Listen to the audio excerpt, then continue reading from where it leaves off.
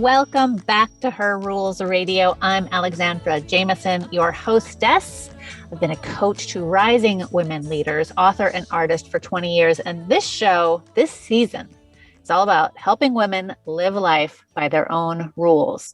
Now, I put together this season, spring 2021, with a very special focus inspired by my coaching clients and my own creative journey over the last 20 years. This season is here to help inspire you on your own creativity and leadership journey. I have curated and invited these guests specifically to support the multi-passionate, what I call multi-hyphenated women, to gather our strengths, get clear, reconnect with our own creative wisdom and dreams. And it's for women who want to support and learn from other women on their creative and leadership journey. I am thrilled to welcome to the show my friend Dorie Clark. Dorie is just an internet superstar, just a rock star everywhere. Once you look into what Dorie's been up to, you'll be like, oh my gosh. Dorie helps people get their best ideas heard in a crowded, noisy world. She's been honored with all kinds of awards, #1 communication coach, top 50 business thinker, teaches for Duke University and Columbia Business. I mean, fancy, super fancy. Named the #1 leadership book. Her book, was it Stand Out or Reinventing You? Oh, it was Stand Out, was named #1 and has a new book coming out soon that we're going to be talking about called The Long Game. And let's talk about multi-hyphenate here, all right? All the guests in this season, if you had to put together their title, it would be like an entire paragraph of all the things. Former presidential campaign spokesperson, also frequent writer and contributor to Harvard Business Review, consultant, speaker at little places like Google that you might have heard of, graduate of Harvard Divinity School, producer of a multiple Grammy-winning jazz album, and Broadway investor. I mean, I almost couldn't get all that out in one breath. Dorie Clark, thank you so much for being here. Alex, I'm so glad to be here. Thanks for having me. Okay, so I've known you for a minute. It's been a few years now. And it was just recently on a subway ride back from Manhattan when we were chatting, and I was like, wait a minute, you did stand-up wait a minute, you were involved in a Broadway show. Wait, hold on. How did I not know all of these other incredible things? They said, Dorie, please be in this season of Her Rules Radio because you're the kind of person I'm talking about. How could I resist? So let's go back to the beginning of your creativity journey. Did you grow up in a family that encouraged creativity? I'm not sure that I would necessarily say that my family encouraged creativity per se, but my mom certainly wanted me to do lots of things. Her mantra, she had grown up in this kind of working class family without that much extra money. And so she always said, I want you to have every opportunity. And every opportunity often meant making me do things I really didn't want to do, like piano lessons and ballet. That was Mama's version of every opportunity. So it wasn't really creativity so much as I think she wanted to turn me into a fine and marriageable lady. Yeah. It's like how they used to make, upper middle, a certain kind of class of women, like learn needlepoint and learn all of these like dainty skills. That's right. So you can be a pleasure in the drawing room. Right. Right. So at a pretty young age, you realized that wasn't quite your path. I just vehemently objected to piano, so that was out. My mom did, in fact, force me to take tap and ballet lessons for 3 years. But in compensation, I insisted that I play baseball, soccer, and basketball. So, we bartered a little bit. You had to even it out. I get that. And you were living where? A small city, small town in the South? It was a little small town in North Carolina that was not really near anything big. Yeah. And you are what people used to say, you were a precocious child. You were like, I have questions and I have thoughts. And you got yourself out of town as quickly as possible. I did. I was not so into sticking around in my little town. So I came up with a lot of schemes, and I figured that one of them would work. I mean, I thought about trying to go to boarding school. I thought about, North Carolina has some magnet schools, like public boarding magnet schools. So I thought about that as a possibility. But what I ended up doing, which was my top choice, because it just kind of cut out the whole high school mishigas, was going to college early. So there was a program, there still is, at Mary Baldwin University in Virginia that allows for early college entrance. So I left high school after ninth grade and went there and went to college instead. Wow. Now, you are one of at least, there's several people in this series who in their teen years were like, yeah, this path that everybody's on, not for me.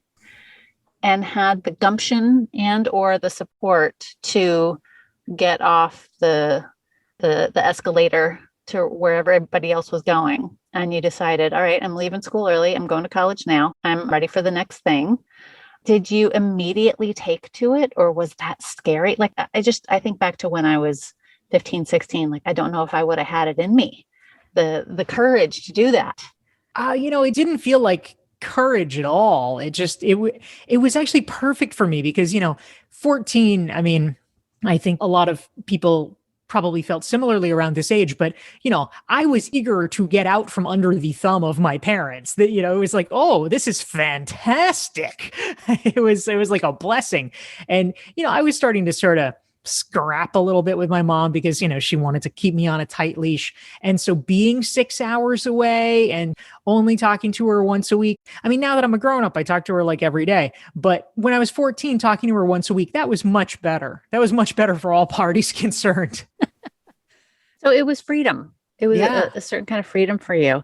So what was possible then for your intellectual freedom once you went to college as a mid-teenager, and you had now this exposure to an ability to explore all these new ideas? How did that fuel your creativity? Well, being at Mary Baldwin, I was there for 2 years before transferring to Smith College, where I finished up my degree. But it was fantastic. It was idyllic. I mean, the campus is very beautiful. It's in Stanton, Virginia, kind of in the foothills of the Blue Ridge Mountains. So it's very, very beautiful.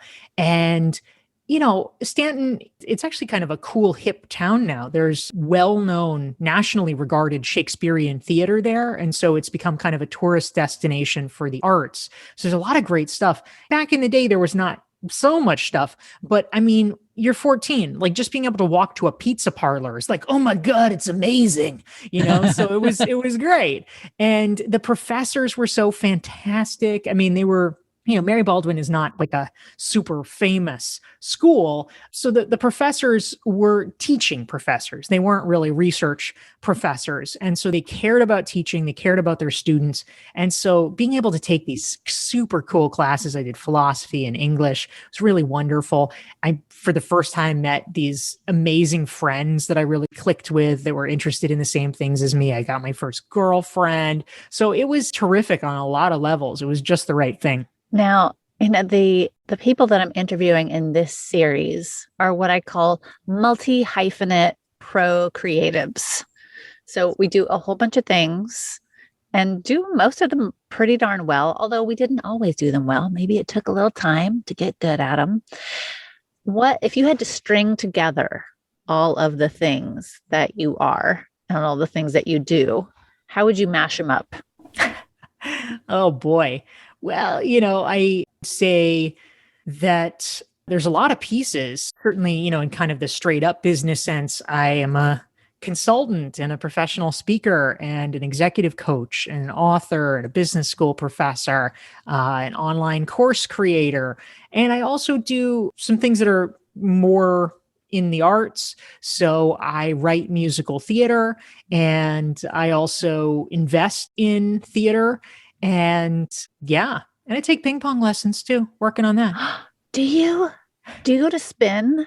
I actually, there's a new ping pong. It's not yet a chain, although they're opening new locations a little closer to me. So I go to a place called Ping Pod on the Lower East Side. How fun. That is Yeah, so awesome. 24-hour ping pong. I mean, it's like how New York can you get? That is so great. I love that. Well, so one of the, I put these questions out to my listener audience a couple weeks ago. And I said, look, this is what I'm doing. These are the people I'm talking to. What kind of questions do you have? Like, what topics do you really need support on? And one of them, I thought of you in particular. It was, how do you, because you do so many things. When I was speaking with you last, I think you had finished working on your book, but now you're in the process of launching a book. And I know while you were writing your book, you're also doing at least 3 other jobs. So my question, the realm of questions I want to dive in with you is around, how do we be productive and work on the right things? It's not just the distraction culture that we live in, but how do you do that? How do you work your time? How do you spend your energy appropriately? Well, it's interesting you raise this. I mean, this is a really important question that I think vexes a lot of us. And it actually ties into some of the themes that I talk about in my new book, The Long Game, How to Be a Long-Term Thinker in a Short-Term World. And one of the earliest chapters, I write about this question because, the truth is, if we want to be a long-term thinker, I mean, everyone likes that idea. Everybody says, oh, yes, strategic thinking, that's important, that's good.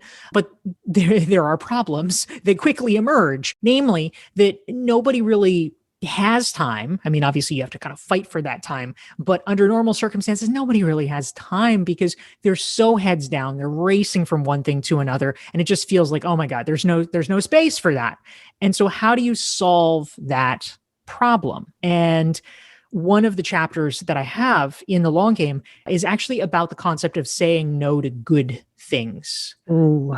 And, the reason I wanted to explore it is most of us, I mean, there's some masochists among us that have problems saying no to bad things. But in general, if something's a really bad offer, like, we get it. We're like, no, actually, I won't copy edit your dissertation for free. No, sorry. But the problem comes because oftentimes, this is like where we're a victim of our success. There's good options. There's legitimately good things. And we say yes to too many of them, and it ends up screwing us. So true. It's so hard when you're like, wait, there's 5 chocolate cakes on the table and I have to pick what? So, okay. So, I mean, can you give us the distillation of how we say no to good things? Yeah, absolutely. So, I mean, the truth is, each of these things, on its own, if we think, oh, should I do this? Yes or no? You look at it and it's like, oh, that seems good. But to your point, each of the 5 chocolate cakes looked completely appetizing and delicious. You eat 5 of them and you're going to be sick for a week. It stops being fun. You don't want to do it anymore. And it really hit home for me a couple of years ago because I had a friend that invited me to give a speech in the Cayman Islands. And it's like, who doesn't want to do that? Who doesn't want a beach vacation, get to hang out with your friend, blah, blah, blah, blah, blah. And I ended up saying no. And it was so painful to say no. But I think that one of the most important shifts that we can make is, it's human nature, of course, but we are so used to looking at what is in front of us and saying, up or down, yes or no, should I do it? That's the wrong question. We have to learn to factor in opportunity cost. It is not, oh, should I do this thing? It's okay, in a world of options, what else could I be doing with this 3 hours, this 5 hours, this week of my life? What is the highest and best use of that? And it often renders whatever even the good option is completely off the table because you have to get back to first principles and realize, okay, time is finite. How do I want to spend that time? I really struggle with this. I really do. I have this belief that I am going to regret saying no to something, and that regret will be the worst pain I have ever experienced. Do you know what I mean? Yes, absolutely. No, I mean, FOMO is a real part of this. And, you think back, you can drive yourself crazy. Like who was at that retreat at Grand Cayman? I could look back now and paw through my emails and see who's on the invite list. And oh my God, it's like the next Elon Musk. Oh, I could have met him. I could have gotten in on the IPO. I could have, and you drive yourself crazy. I think that one of the things that we have to just get comfortable doing is learning how to keep a door shut once it's shut. Like you have to make the decision and be willing to walk away from the decision and not keep revisiting it or relitigating it, but just understanding, okay, I have to make a decision. I have X amount of information. It is incomplete information. It is imperfect information, but I am making the best decision I have now with the best information I have access to. Okay. I know that you do a lot of consulting and coaching over the years. We just did, because I also do both of those things. We just did a group team facilitation. So we're working with a team of super creative people working on a global brand. We were digging down, like, what are the issues? What's in the way of them working well together? And we heard over and over again that everyone was so overscheduled. Some people were doing 2 meetings at a time, several times a day. No one was just doing one thing at a time. And I was like, wait a minute. So from the top leadership down, everyone is, quote, in a meeting, but also doing emails for somebody else and then texting with some. And I was like, I'm sorry, but y'all are crazy. Like, what kind of good work do you think you're getting done here? And because it's from the top down, it's now a culture in the company where everyone's expected to be doing everything all the time. I'm sure you see that. And I'm curious, what kind of coaching do you give to people about multitasking and focus? Yeah, well, I think most of us understand by now that it is really suboptimal. It is not a good thing to do. That's not the problem. The problem is that people keep doing it anyway. And so you're exactly right. I mean, cultural norms are a big part of it. I always prefer the mafia framing, the fish rots from the head. But so, it's a very hard thing if that is what is culturally expected. If you're a regular employee, you kind of do have to play along to a certain extent, which is really unfortunate. But if you work for yourself or you're in a position, whether you're a senior person in the company or at least a senior person who can set the norms for your own team, there are ways of thinking about this. I mean, one of the ways that I structure my own time, and again, you have to fight for this. This is not easy. No one hands it to you, because the natural state of any calendar is it just, will keep getting filled with incursions. But in general, a way of working that I have found to be quite valuable is a structure that Paul Graham, who's the co-founder of Y Combinator, the Silicon Valley accelerator, talks about, which is, in his case, he talked about manager's schedule and maker's schedule.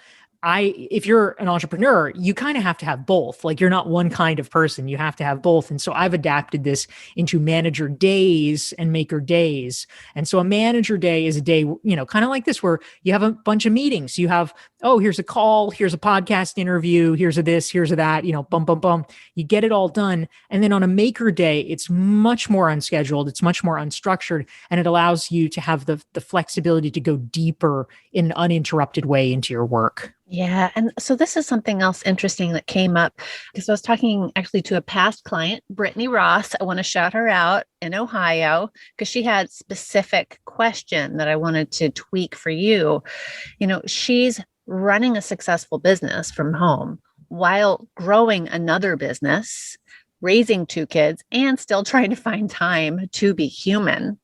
And so what I wanted to ask you is, what is your mindset in terms of, like, because you write and you speak and you coach and you write several different types of things, right? You have to write marketing language. You have to write a book. You do comedy, like there's all different kinds of writing. So are there things that you do to ground yourself or prepare for each type of work? I don't necessarily have a particular ritual to get into a certain mindset or anything like that. Mostly I just try to be cognizant of my energy levels and when I am best suited to certain tasks. So Tony Schwartz has done a lot of interesting work. He runs a company called the Energy Project and has written a famous Harvard Business Review article that it sort of sums it up nicely, which is manage your energy, not your time.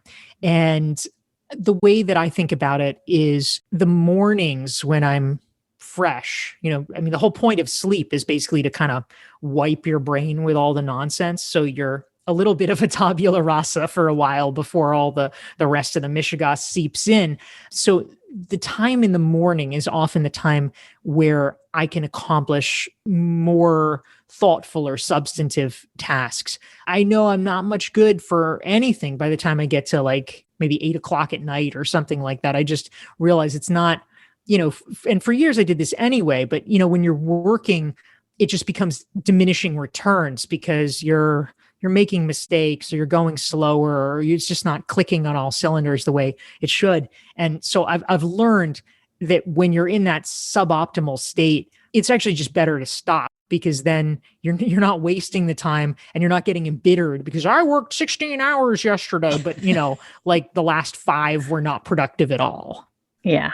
Yeah. I don't work past 6 for sure. Yeah. I'm worthless. I'm I'm going to watch Buffy the Vampire Slayer. That's it. I'm done. Exactly. So do you ever get stuck? Do you get blocked?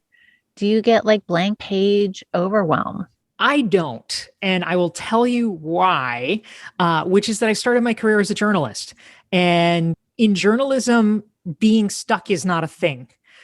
When you're a journalist, being stuck means you're fired. Not an option. Yeah, just not an option. There's a whole culture around literary writing. Oh, they have writer's block, and it's this kind of, I'll call it slightly self-aggrandizing, but it's this kind of poetic, I'm waiting for the muse. And, it's the angst of creativity. And it is so much less sexy to frame things as journalists do. There's no glory in it. It is just a job. But I do think it's a little bit healthier in the sense that, there's not the highs and lows. It's not that you're either a genius or you're blocked or whatever. It's what? You have a fucking job to do. You're going to do your job. And that is how I think about it. Wow. That's amazing. Well, are there things that you do to replenish, to refuel your creativity? Do you ever feel I need to take some time off or I need to do this kind of activity just so that you have that full, bountiful energy to work from? Yeah. I think there's different elements of all of this. One, as I was alluding to earlier, actually, is my ping pong. Ping pong it's actually a sort of surprisingly flow state inducing activity. It's this, physical thing, you're going pretty fast, banging it back and forth. And so you can actually really get into it and get distracted in a way that uses a different part of your brain, which is nice.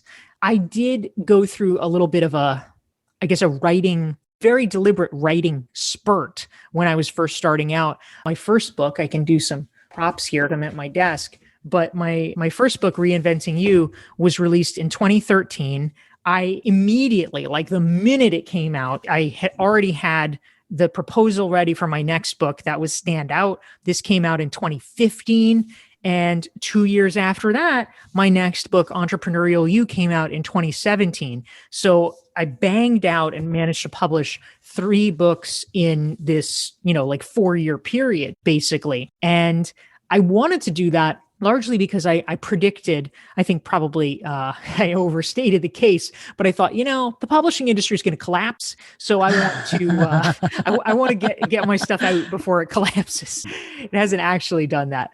But after these 3 books, in speaking of journalism, there's a saying in journalism that, once is an accident, twice is a coincidence, 3 times is a pattern or a trend. And so I wanted to get 3 books out because I really wanted to sort of definitively establish my thought leadership in the world. But then I took a break, and I took much longer. And so my next book, now the one that I'm releasing, The Long Game, that came out with a 4-year gap as compared to a 2-year gap. So I deliberately took this time. It was the first time that when I finished the last book, and people would say, well, what are you working on next? And I'm like, I don't know. I got to get some ideas. So I did take a while to percolate. Yeah, absolutely. We put out my 6th book, Bob's 2nd book last year, Radical Alignment. And people were already asking, well, what's next? I'm like, dude, I don't know. Give me a minute. Like, this just took my last 2 years of thinking. There might be a next one, but get back to me in 2 years. We'll see what happens. Totally. So, a lot of our listeners are also in this burgeoning, interesting time where you can be a multi-hyphenate person. You can be 5 or 6 things, right? This is, the first time in human history when, for women especially, we've had access to credit and capital and education and opportunity. So we can do all the things. And that comes with its own kind of overwhelm at times and a fear of failure, right? It's a different kind of fear of failure because it's, we're now putting our name and our face on our own brand, et cetera. So I wanted to have a conversation about this idea of, being all the things and facing those fears of failure, which I don't know, if you don't have writer's block, maybe you don't have fear of failure either. Do you? I am not particularly afraid of failing. That is true. Mostly because I have always been really cautious about, and there's different ways to think about this, but, sort of, I like to push things. I like to, keep moving forward and pushing the envelope, but I also never want to get out over my skis. And so, when we think about failure, it's usually because people have made mistakes by risking too much in inappropriate ways. It's, oh, well, what's a failure? Well, they lost their house. Why did they lose their house? Well, it's because they had a mortgage they couldn't afford. When I bought my first house, I did it, this is a number of years ago before I started my consulting practice, but I knew I wanted to start my own entrepreneurial venture. I didn't know how it would go. And so I deliberately, when I was buying something, I bought it in like the most completely undiscovered neighborhood. We're using euphemisms here. Like, I had been living there for a couple of years, and literally across the street from my house was the largest cocaine bust in the city's history. Like, it was keeping it real. And I certainly could have gone for something a hell of a lot fancier. More than anything, I wanted freedom, and I wanted flexibility, and I wanted to not have to worry that, oh my God, what am I going to do? How am I going to get the money? I wanted something that I knew, like, in my sleep, I could afford. And so I very consciously made decisions for, a decade plus to live well below my means so that I could create, a very hefty block of savings that would enable me to have the freedom and the flexibility to do what I wanted to do. So if you're taking very, very measured bets, failure kind of isn't a thing because you have, if something doesn't work out, okay, fine, try something else. It's not devastating. And that's how I try to think about things. Well, it's interesting because the title of your next book, The Long Game, is all about long-term thinking. And so I wonder if this is true. I'm making an assumption about you and how you work here, because you actually do a lot of iterative thinking in public. You write a lot, you teach a lot, you get a chance to try out ideas and think about it and think it through with other people. So I'm imagining, maybe you're both a verbal and a writing processor. Like, as you get clear on your ideas through teaching and through talking with people and then through writing about them, a lot of your ideas come from that conversation. So then when it's time to pitch something or start an online group or something, like, you've already tested out the idea. Yeah, I'm definitely a fan of having provisional hypotheses. I mean, I think that's how we have to think about something. This is very much a place, and I talk about this in the long game, you're exactly right, where the lean startup methodology really matters in our own lives. Certainly in Silicon Valley, people have bought into the precepts about having the minimum viable product and things like that. But I think that we need to get more conscious about applying that in our own lives. It's the same thing. Before the lean startup was a thing in Silicon Valley, people would spend huge amounts of money, millions, tens, hundreds of millions of dollars building the perfect thing. And then they launch it. They're like, hooray, here it is. And people are like, what the fuck is this? They don't care. And the problem is, like, so often we do that with our own lives. Like, we're just kind of off in the corner making these big decisions or, making these big bets. And then if it doesn't work out, well, yeah, it is a failure. It is a huge problem, because if you've invested so much time, so much money, so much energy, it becomes a calamity. But, if you're gambling somewhere, if you lose $100,000 or $1 million, that's awful. But if you and I go to Atlantic City, Alex, and we walk out of there and like we've lost $10, who cares? Right. Nobody cares. And it's all about, how do you place the $10 bet and use that as a way of gathering intelligence so that you can just keep getting closer and closer to what the right answer is, so that you can put money on that. Yeah, I've had people reaching out to me over the last year through Instagram or whatever, saying, you're an artist now, you've got an art business as well as your coaching. How did you do that? What's your advice? And I'm like, I just started by sharing pictures of what I was painting. I didn't have a business. I was like, here are my paintings. And then people started buying them. And it was like over the last 4 years, renting a $200 corner in a shared art studio space so I could get out of my kitchen with my art supplies. Yes. And then moving into a slightly bigger space. And then the next year, a slightly bigger space. And now I'm taking over my own room in a studio. So it's been this process of growth. I'm like, every year I'm like, okay, like, can I make enough money selling my art to pay for the next bigger space? Like, it has grown with me. It's not like an overnight thing.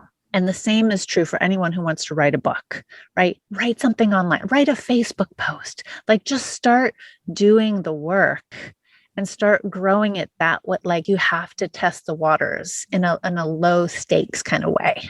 Amen to that. Yeah, exactly. So along the way, it sounds like you've had incredible teachers, you've had your own mentors along the way. What was some great advice that you got along the way that really helped you that you could share with us? Ah, yes.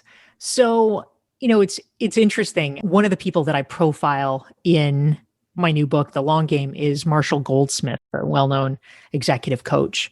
And I have a section where I talk about kind of him and his arc, because he's achieved a place where he's just enormously successful. For people who are not really so up on the executive coaching world, he's by far considered probably the most famous or most prominent executive coach. I mean, this is a guy who coaches very, very well-known Fortune 500 executives. He's a multimillionaire. He's done great. And it would be a time where he could just sort of be basking in all of that if he wanted to. But a few years ago, he started an initiative, which I have been involved in and got to know him through, called 100 Coaches. And he has kind of, air quotes here, adopted a number of younger coaches to kind of bring them into a community, teach them what he knows, et cetera, create this kind of place to pass on his knowledge, which I really admire. And I interviewed him about that process. And he said, look, it's a way to keep me fresh. It's a way to keep me learning new things. And I think we have to recognize that in terms of our own learning and how we progress, oftentimes I think in how we tell the story culturally, or sometimes in our own mind, the story ends with like, and then they got really successful, period. But it's like, no, that's not really where it ends. And what Marshall likes to say is, he's like, look, there's nothing sadder than somebody, 30 years later saying, I used to be the high school quarterback. Like, after a while, it just gets really, really pathetic. And so you got to keep, no matter how successful you are, you have to keep coming back and teaching yourself new things. Well, so one of the things I've noticed about a lot of the friends that I really admire, and I'm putting you in this group of people, like I get so excited about like what are they up to and who do they know? Like just fascinating, incredible folks. And maybe it's a part of living in New York City, right? We're surrounded by all these people who have been working it for years to stay here. But I've also noticed that the people I'm interested in have a really interesting community of their own, or that they dabble in a lot of different communities, right? They straddle different groups. It's not like they're in real estate and they only hang out with real estate people, or they're a writer and they only hang out with writers. You know, I call her my Patronus. Her name's Deborah Rappaport. She was in that documentary Advanced Style. And, you know, she became a model in her 70s and became like a fashion icon when most people are retired. And hanging out with her, you know, she'll have these like salons at her home, and she's an artist and she does this, and she has people of all ages and all backgrounds. And she's like, yeah, I have to keep young people around me. Like they keep me fresh, right? They keep me young. And I think about folks like you, like, what is your community like? How does your community feed you? And how do you nourish your community? Because I see that as one of the foundational pieces of any successful multi-hyphenate person. It's the community of people that we interact with. Yeah, absolutely. I definitely try to be conscious of it. And certainly during COVID, all of our ability to connect got cut off at the knees a little bit. I used to like to organize dinner parties or gatherings, salons in the city. And so for the past year plus, that really hasn't been much of an option, although thankfully it seems like we're beginning to come out slowly on the other side. But literally last night, you know, the way that I've kept this up during COVID is organizing virtual cocktail gatherings. And one advantage of this, I actually wrote an article with my friend Alyssa Cohn for Harvard Business Review talking about this and parsing it. But one advantage actually is that, you know, amazingly, they don't have to be in New York City. They can actually be anywhere, which is kind of cool. So I had a virtual cocktail gathering last night, and it really was people from, in this case, not all around the world, but all around the country. I had a guy who's a well-known opera composer that was calling in from upstate New York in his cabin. I had a guy who's a professional basketball coach that was literally calling in from his hotel room in Sacramento, where they were just about to play a game against the Kings. there's a woman in Dallas who runs a regional LGBT association. I mean, it was just a very diverse group of people that, you know, might not necessarily know each other, but, you know, there's some frisson bringing people together. Ah, that's so cool. Yeah. I'm actually looking forward to seeing people in person again. I've kind of gotten into a hermit hole of happiness by myself. Yes, yes. We're all going to have to be retrained. That is for sure. Yeah, we are. So you've done a lot of things, and you've got a new book coming out, which we've been talking about. You know, your book's all about long-term thinking. I'm guessing that you have your next 5 to 10 years kind of sketched out. What are your creative dreams for what you'd like to achieve in the next 5 or so years? Well, you know, I am definitely a fan of long-term thinking. I do try to walk the talk. And I also believe in not necessarily sort of changing too quickly. I think one of the themes of the long game is you really need to be patient and think in long-term blocks. So I am actually in the midst of living out a 10-year plan that I created for myself in 2016. So I'm halfway through that. So my 10-year plan in 2016 was that I wanted to write a show that made it to Broadway by the 2026 season. So Amazing. Thank you. Where are you in that process? Well, so I started out in 2016 when I came up with this idea, literally never having written any musical theater. This is very much starting from zero. I barely even was familiar with the musical theater canon. I mean, I didn't grow up with this. My parents were not into it. So I just kind of had no idea, but I decided I wanted to do it. So I, over the past 5 years, have, been bringing myself up to par with this, and hopefully now even better than par. I applied to and was initially turned down by, but then on the second pass got in to a program run by BMI, the music publishing company, which is considered by many people to be one of, if not the most prestigious musical theater training programs in the country. So I did a 2-year program. I am now part of their advanced workshop. So I'm enmeshed in that. I've completed a full-length musical. I've been through an accelerator with this musical. It's a lesbian spy musical called Absolute Zero, and we are seeking out development opportunities. So I actually still feel like 2026 is a realistic timeline for a Broadway showcase. Oh my goodness. That's amazing. That is so exciting. I'm a huge musical theater nerd. We have so much to talk about, but we're not going to do that right now. Also, I just listened to Mark Maron interview Jake Gyllenhaal. Jake Gyllenhaal, also huge into musical theater. I had no idea. He's become a total theater geek. Yeah. Before COVID shut everything down, he had a very well-reviewed turn in Seawall of Life, which recouped. So, which is, unfortunately kind of rare on Broadway. So, so God bless him. Yeah. But it relit this fire. I was like, oh my gosh, wait, theaters are going to be opening again. I could go see musical theater soon. That's so exciting. That's right. A few more months. Now I know who I can text to say, hey, there's a show out. You want to go see a show with me? Love it. Love it. I'm in, Alex. That is so rad. Okay. So you brought up something about how you applied to this artist program, this musical theater program through BMI. You didn't get accepted, but then you did. Yes. So I want to invite everyone listening to this experiment that I'm doing this year. And I've decided that I'm going to get rejected by 50 artist galleries, curators, art magazines, art shows. I'm going to get rejected 50 times because that means, because I've actually gotten accepted to about like 6 things since the start of the year. You better try harder. Sounds like you're not getting rejected enough. I'm not getting enough rejections. But what it's doing, because I needed to shift my perspective on applying to things and getting caught up if I didn't get accepted to something.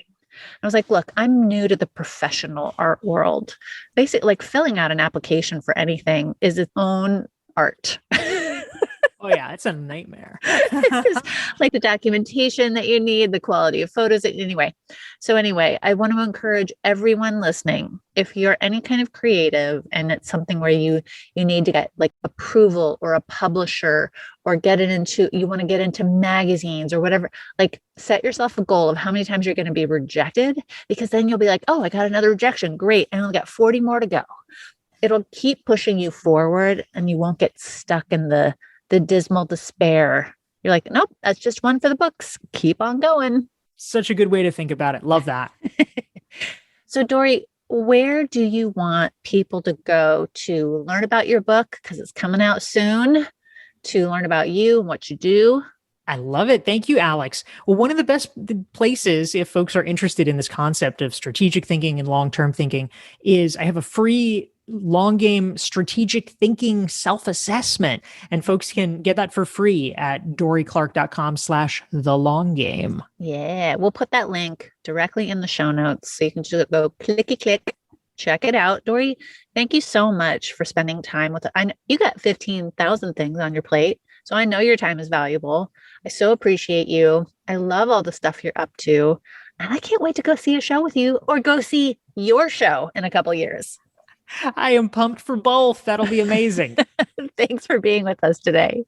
Thank you.